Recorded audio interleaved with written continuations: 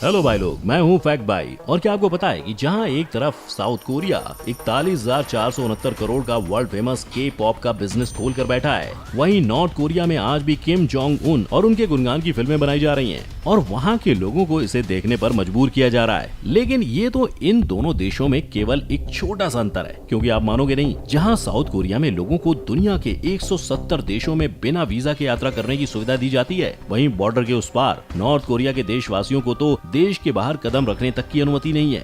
I am the only one in the airport right now.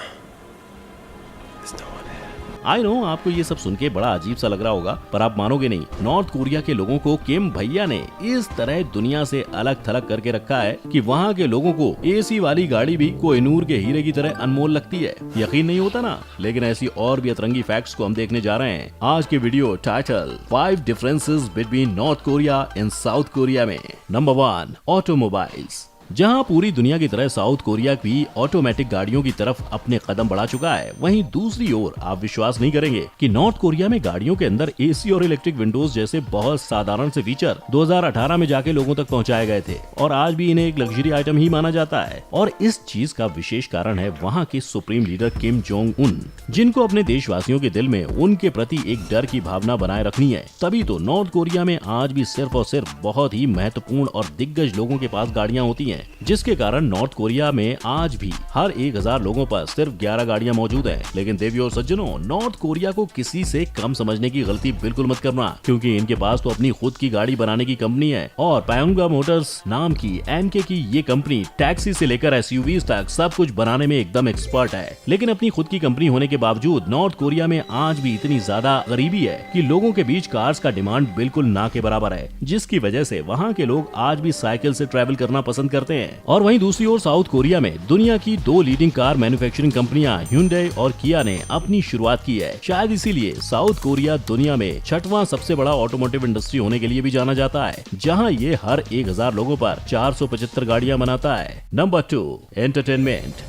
वैसे एक बात बताओ, क्या आपको पता है कि नॉर्थ कोरिया के देशवासियों को साधारण सी इंटरनेट को एक्सेस करना या रेडियो पर गाने सुनना सरासर मना है? यानी जिन चीजों को पूरी दुनिया सालों से फ्रीली इस्तेमाल किए जा रही है, वहीं नॉर्थ कोरिया के कई लोगों को इंटरनेट की मौजूदगी का कोई आइडिया ही नहीं है। और जैसे कि मैंने वहाँ के रेडियो के बारे में बताया, आप मानोगे नहीं, वहाँ के सारे रेडियो चैनल्स पर 24 घंटे या तो गवर्नमेंट के द्वारा अप्रूव किए हुए मैसेजेस चलते रहते हैं या तो किम जी के गुणगान के गाने बजते रहते हैं। यानी कि नॉर्थ कोरिया की पब्लिक को अपने मनपसंद गाने तक सुनने का हक नहीं होता है। और तो और साउथ कोरिया के गाने तो बिल्कुल ही नहीं, क्योंकि भले ही ये दोनों देशों के बीच सिर्फ एक बॉर्डर का अंतर है, पर इनकी एंटरटेनमेंट इंडस्ट्री में तो जमीन आसमान का फर्क है। जहां नॉर्थ कोरिया में सारे गाने उनके दिग्गज सुप्रीम लीडर पर लिखे जाते हैं, वहीं साउथ कोरिया के पॉप इंडस्ट्री की कीमत पूरी की पूरी 41,469 करोड़ है। लेकिन अगर किसी को ज्यादा कड़ी पाबंदियों के साथ रखा जाए ना, तो वो लोग ही सबसे ज्यादा विरोध करते हैं। तभी तो नॉर्थ कोरिया के लोग साउथ कोरिया के गाने और टीवी शोज स्मगल कर अपने देश में ले जाते हैं और किम जोंग उन कड़ी मेहनत भी कर रहे हैं ताकि वो अपने देश में चल रहे इस गैर कानूनी हरकत को रोक सकें, क्योंकि उन्हें डर है कि अगर लोग इन चीजों को देखते और सुनते रहे तो एक दिन वो किम के परिवार के खिलाफ आवाज उठाना भी सीख जाएंगे।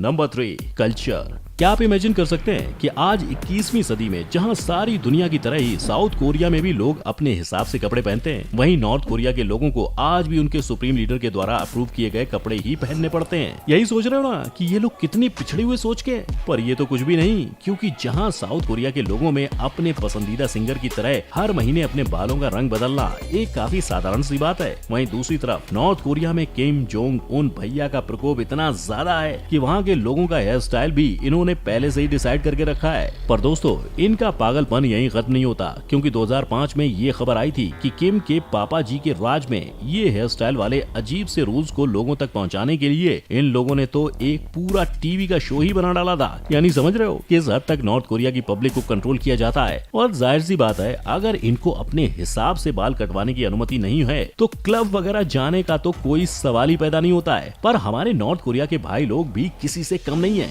क्योंकि बिना किसी से डरे वो भी चोरी छुपे पार्टी करते हैं, जहाँ यही स्मगल किए गए गानों को बजाया जाता है। पर इन सब अंतरों के बावजूद नॉर्थ कोरिया और साउथ कोरिया में उनके भाषा के अलावा उनकी कुछ नेशनल छुट्टियां जैसे न्यू ईयर और लिबरेशन डे भी कॉमन है। लेकिन बस यहीं तक आके इन दोनों की सिमिलरिटीज खत्म हो जाती हैं, क्योंकि आप मानोगे नहीं, जहां साउथ कोरिया में लोगों को उनके हिसाब से कोई भी धर्म को फॉलो करने की अनुमति है, वहीं नॉर्थ कोरिया में किसी भी तरीके का रिलीजन फॉलो नहीं किया जाता है, क्योंकि क्या पता धर्म के कारण कोई बंदा किम के खिलाफ हो जाए तो इतने सालों की मेहनत तो पानी में चली जाएगी ना। Number 4, education. लेकिन यारो ये तो कुछ भी नहीं, क्योंकि जहां एक कोरियाई देश पढ़ाई लिखाई के क्षेत्र में दुनिया के सबसे प्रमुख देशों में से एक है, वहीं उसका पड़ोसी भाई आज भी अपने देशवासियों को पढ़ाई के नाम पे अपने माई बाप को भगवान के रूप में देखना सिखाती है। और कौन सा देश क्या करता है उसका आइडिया लगाना कोई रॉकेट साइंस तो है नहीं, क्योंकि जब बात है एजुकेशन की तो नॉर्थ कोरिया में 17 साल की उम्र तक बच्चों को पढ़ाना अनिवार्य होता है। हालांकि ये बात देश में उन्नति लाने के लिए काफी फायदेमंद है, पर ये उन्नति तब आती है जब लोगों को सही सही बातें पढ़ाई जाए, और तब तो बिल्कुल भी नहीं आती जब बच्चों के दिमाग में ये डाला जाए कि उनके जीवन का एकमात्र उद्देश्य किम और उनके परिवार की सेवा और रक्षा करना है। और तो और लोगों के दिलों में किम के परिवार को लेकर इतना ज्यादा खौफ है कि वहाँ के हर क्लासरूम में किम जोंग इल और किम जोंग इल सुंग की तस्वीरें लटकी हुई होती है, जिन्हें लोगों को हर समय सम्मान दिखाना होता है। वैसे ही ये बात हुई स्कूल की, पर डरो मत, यहाँ कॉलेज और यूनिवर्सिटी भी तो होती है।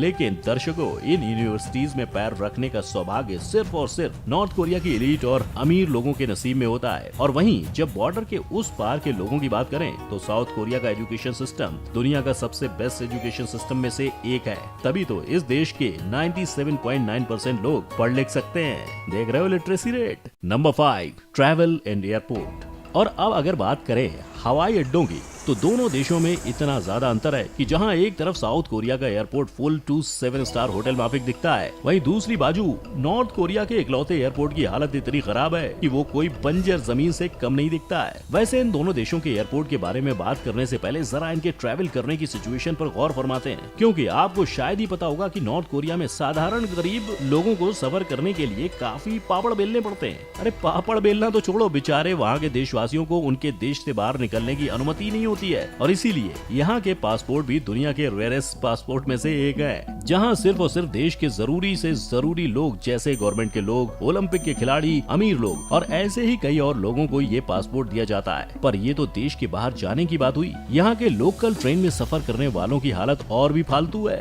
क्योंकि लोगों को एक शहर से दूसरे शहर जाने के लिए भी गवर्नमेंट की अनुमति की जरूरत पड़ती है। और वहीं दूसरी ओर साउथ कोरिया के लोगों को पूरी दुनिया में कभी भी भटकने की फुल आजादी दी जाती है। इसके अलावा इनका पासपोर्ट दुनिया का 3rd सबसे पावरफुल पासपोर्ट है, जहां यहाँ के लोगों को दुनिया भर में 170 देशों में बिना वीजा के एंट्री करने की सुविधा दी जाती है। और अब आखिर में बात करते हैं इन दोनों देशों के बहुत ही अलग एयरपोर्ट्स की, जहां नॉर्थ कोरिया के पास मात्र एक अंतर्राष्ट्रीय हवाई अड्डा है, वहीं साउथ कोरिया में 8 इंटरनेशनल एयरपोर्ट्स मौजूद हैं। और नॉर्थ कोरिया के कम एयरपोर्ट होने का कारण ये है कि यहाँ साल भर में सिर्फ 6000 जितने विदेशियों का आना होता है। वहीं साउथ कोरिया के सियोल इंटरनेशनल एयरपोर्ट की बात करें तो वहाँ 5 करोड़ से ज्यादा पब्लिक हर साल आते जाते रहते हैं। और आए भी क्यों ना भाई, इनके एयरपोर्ट के अंदर गार्डन से लेकर प्राइवेट सोने के रूम्स, आइस स्केटिंग रिंग्स, स्पास और पता नहीं क्या क्या है। यानी एक बात तो क्लियर है कि दोनों देशों में जमीन आसमान का फर्क है। जहां साउथ कोरिया इस स्पीड में प्रगति की ओर बढ़े जा रहा है कि नॉमिनल जीडीपी के हिसाब से ये देश दुनिया की 10वीं सबसे बड़ी इकोनॉमी है, वहीं ऐसा लगता है कि किम के कड़े नियमों की वजह से नॉर्थ कोरिया दिन ब दिन और पीछे छूटता जा रहा है। आपको क्या लगता है, क्या नॉर्थ कोरिया कभी साउथ कोरिया के लेवल पर पहुंच पाएगा? नीचे कमेंट में मुझे अपनी राय जरूर बताइएगा। और अगर आज की वीडियो से आपको कुछ भी ज्ञान हासिल हुआ हो तो इसे लाइक और अपने दोस्तों के साथ शेयर जरूर कर दीजिए। हाँ, अगर ऐसी दुनिया भर के और इंटरेस्टिंग फैक्ट्स देखते रहना चाहते हो तो हमारे चैनल को सब्सक्राइब करके साइड में दिख रहे बेल आइकन को भी हिट कर दो। और अब मुलाकात होगी अगली बार, तब तक के लिए जय हिंद।